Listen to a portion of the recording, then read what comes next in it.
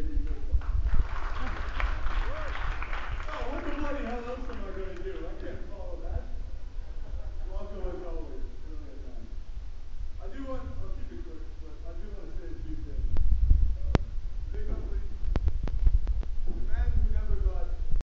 Also, he gave a platform for guys who did not get an opportunity elsewhere. At the time, as Flaco stated, there was a lot of hate around in California. People can only work certain areas. Ugly took all of us that were left over and gave us twice a month a place to work, to hone a craft, and actually get bloody good. And lastly, without this man, I would not be a professional wrestler. Because I didn't think I could do it. Everything good that has happened to me in pro wrestling is because of this man. He's the man I will always call boss. He is the Big Ugly, J.G. Bishop.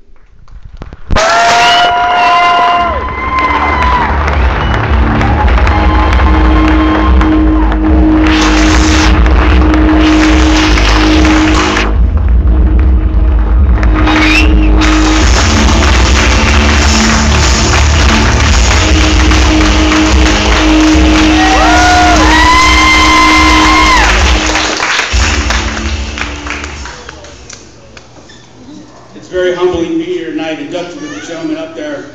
And I first want to start off saying that, do any of you know who I am? I don't wrestle around here a lot, but you guys pretty much know who I am for the most part. How are you going to book a show, give me the mic, and tell me not to curse? That's what I want to know.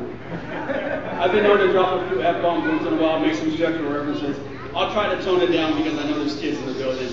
And I don't want to have y'all parents explain to your kids what I'm going to say, so I'll save it for the roast, hopefully.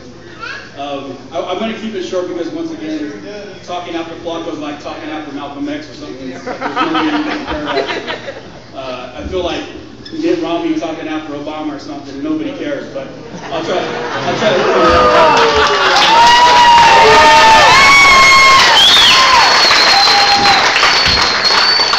Not that I'm a political guy, but that's what I read on Facebook. So.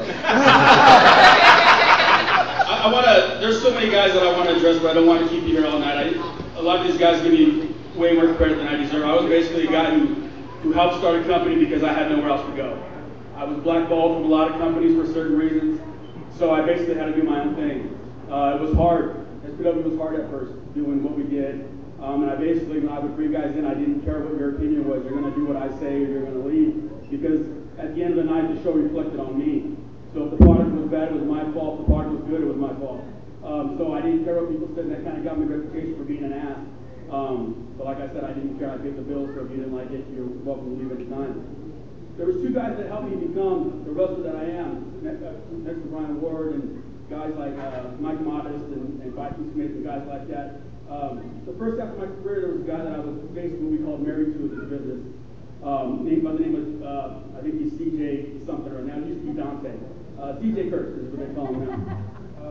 Me and CJ basically started doing real hardcore at Sacramento when we used barbed wire, light bulbs, and thumbtacks and all that because we had to. We weren't getting the crowds that other companies were getting because we were such the bastard redheaded stepchild. We started doing hardcore, and I think we took it to a new level. He made my first half of my career until he had an untimely accident and had to take some time off. So then I had to look for another guy to carry me for the next 5 years of my career.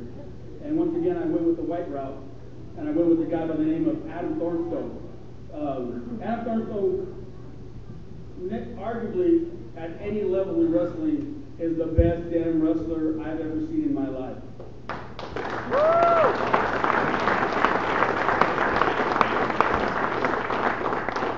Adam does stuff in the rings that you can't even put into words. He makes anybody look good. We've all heard the gimmick where they say, if you can wrestle with the broomstick and put it over, you're a good wrestler. Adam can wrestle with nobody and make it look good. Adam is bar none the most amazing guy I've been with. Physically, mentally in the ring, his psychology is ridiculous. His mic skills are awesome. His physique is, from a bro kind of way, his physique is awesome. And he helped make me a complete wrestler where I went from being hardcore to having to learn how to wrestle and show people that I'm much more than hitting hit with barbed wire and chairs, but I can actually work a best of 7 series and go an hour-long match with Adam Thornstone and make it look believable. So I want to thank you, Adam, for helping me out with that part of my career.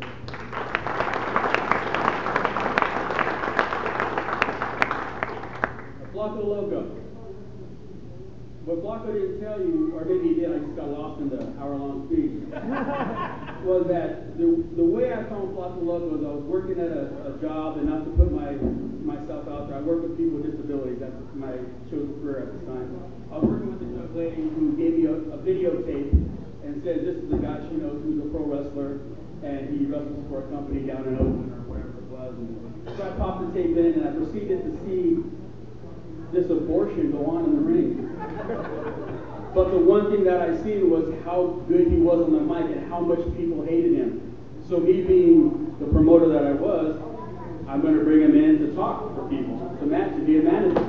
So he came in and managed, and then he started training with us, and ended up becoming a pretty good wrestler. He still does a lot of things wrong to this day, and he still doesn't understand that just because you wear a mask doesn't mean you're a Mexican wrestler. That just means you have a mask on.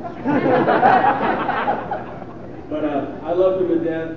And before I get out of here, there's a lot of people that I could sit up here and thank. They all know who they are. Every student I've ever trained, Virgil Flynn, Mike Hayashi, Thatcher, Drake, Samurai, yes, Johnny Morrison, Bonsai Bruce Bukaki, who's now, I'm actually more proud of Johnny than I am of, or more proud of Bruce than I am of Johnny, who's refereeing for WWE now.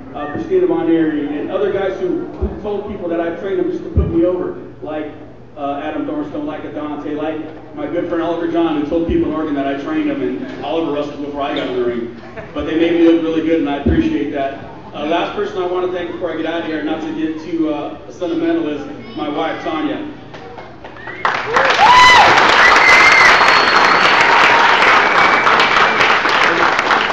As many of you know, and some of you may not know, it takes a really good, strong woman to be with a professional wrestler, especially somebody that owns a professional wrestling company.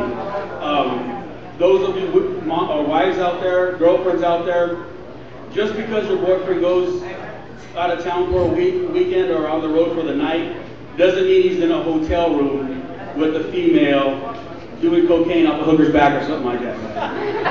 Okay? Don't live the stereotype that people want to feed into, okay? A lot of us wrestlers are good guys, and then you got guys like Johnny Plinko, which I'll get into Johnny later. But I just want to say to all you wives out there, thank you so much. To all you parents who have kids who are 18, 19 years old just breaking in this business, it may not happen now for them, but eventually it will happen for them. So stay with them, pay for their stuff now, because once they become adults, they can't pay for it themselves. So you young guys, appreciate that your parents are paying your bills right now. Because if you have to have a full-time job and you're going to school and you have to make a living, it's impossible to do both. So live it right now, because it's not always going to be here, guys. Thank you for your time, and thank you for the induction.